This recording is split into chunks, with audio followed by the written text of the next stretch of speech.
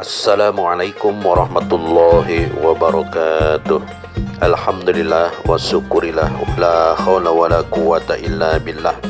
Asyhadu an la ilaha illallah wahdahu la syarikalah wa asyhadu anna Muhammadan abduhu wa rasuluh alladzi la nabiyya wa la rasula ba'da. Pemirsa yang dirahmati Allah Subhanahu wa taala, semoga kita tetap dalam naungan berkah dan kasih sayang Allah Subhanahu wa taala, selalu sehat walafiat dan dilapangkan oleh Allah Subhanahu wa taala hati dan rizki kita, serta dimudahkan segala urusan kita, baik urusan duniawi dan ukhrawi kita, sehingga kita dapat menjalankan segala tugas-tugas kita baik sebagai hamba Allah maupun sebagai khalifatullah. Pemirsa rahimakumullah, pembahasan kita kali ini adalah fitrah bertauhid. Sebelum memasuki pembahasan tersebut, terlebih dahulu kami mengajak kiranya pemirsa berkenan untuk sama-sama membangun channel ini agar lebih baik untuk kemajuan dan pencerahan umat serta dakwah Islam dengan memberikan subscribe bagi yang belum. Dan kami ucapkan terima kasih kepada pemirsa yang telah mensubscribe. Semoga menjadi infak serta sodakoh abadi dan tetap konsisten dengan tetap menyalakan tombol loncengnya agar tidak ketinggalan dari pembahasan serta update dari channel peradaban ini. Pemirsa yang dirahmati Allah Subhanahu wa taala, orang yang menjalankan hidup di dunia dengan kemauan dan keinginan nafsunya sering tidak menyadari bahwa ada zat yang maha kuasa atas seluruh alam ini. Mereka membuat batasan kebenaran, kebaikan, dan kemuliaan menurut pandangannya sendiri belaka, dan tentu tidak menurut pandangan Allah Subhanahu wa taala.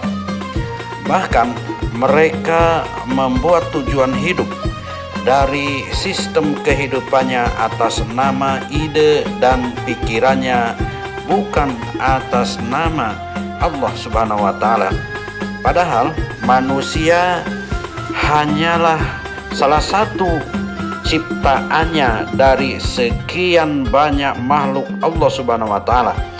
Seluruh alam raya yang miliaran dengan gugusan bintang dan planet berada dalam kerajaan tunggal Allah Subhanahu wa taala. Alam raya ini tetap seimbang dan harmonis karena ada zat yang maha perkasa, yang maha pengatur dan maha kuasa. Dan manusia hanyalah makhluk yang tidak lebih dari sebutir debu di antara sekian luas alam kekuasaan Allah Subhanahu wa taala. Tabarakalladzi biyadihil mulk wa huwa ala kulli syai'in qadir.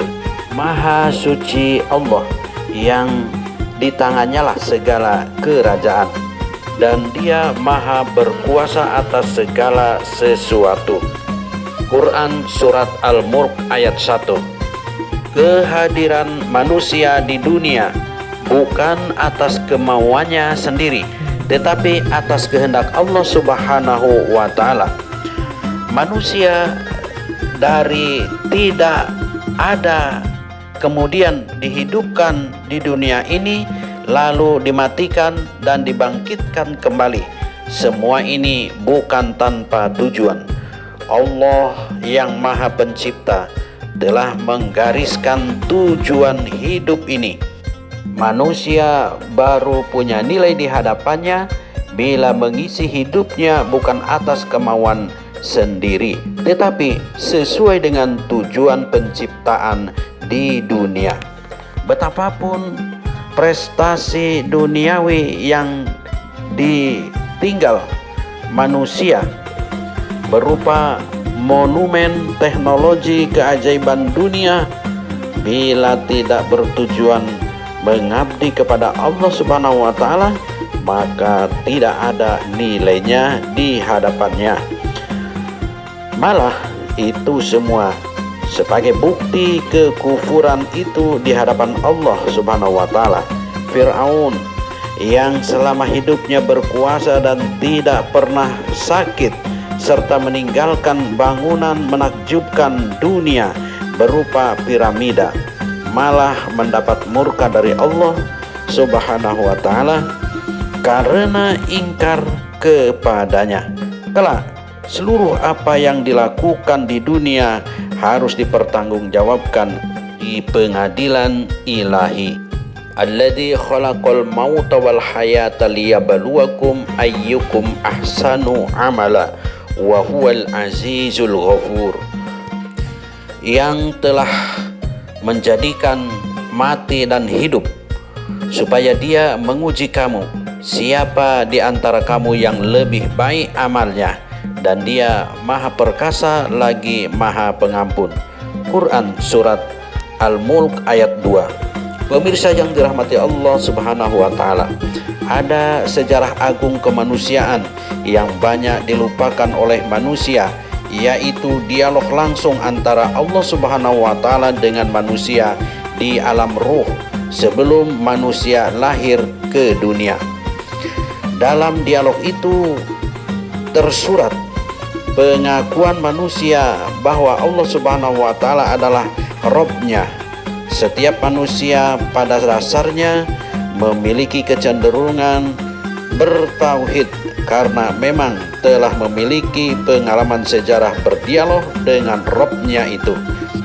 Inilah fitrah rububiyah yang telah diberikan oleh Allah Subhanahu wa taala. Sayangnya manusia lebih terpesona dengan dunia dan melupakan Rabb-nya. Padahal Allah Subhanahu wa taala telah memperkuat fitrah bertauhid itu dengan diturunkannya petunjuk hidup melalui para rasulnya. Namun petunjuk itu dicampakkan dan lebih mengikuti kemauan hawa nafsunya. Sejarah agung ini dengan tegas diungkap oleh Allah Subhanahu wa taala seperti yang difirmankannya dalam surat Al-A'raf ayat 172. A'udzu billahi minasyaitonir rajim.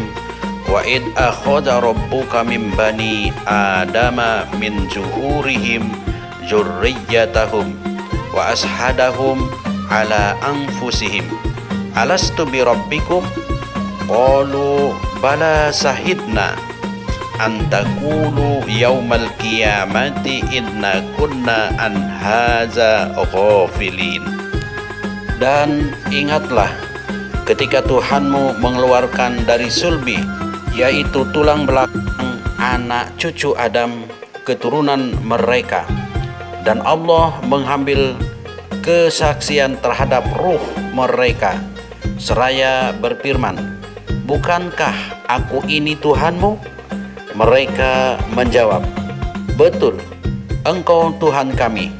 Kami bersaksi, kami lakukan yang demikian itu agar di hari kiamat kami tidak mengatakan, sesungguhnya ketika itu kami lengah terhadap ini, yaitu keesaan Allah Subhanahu wa taala.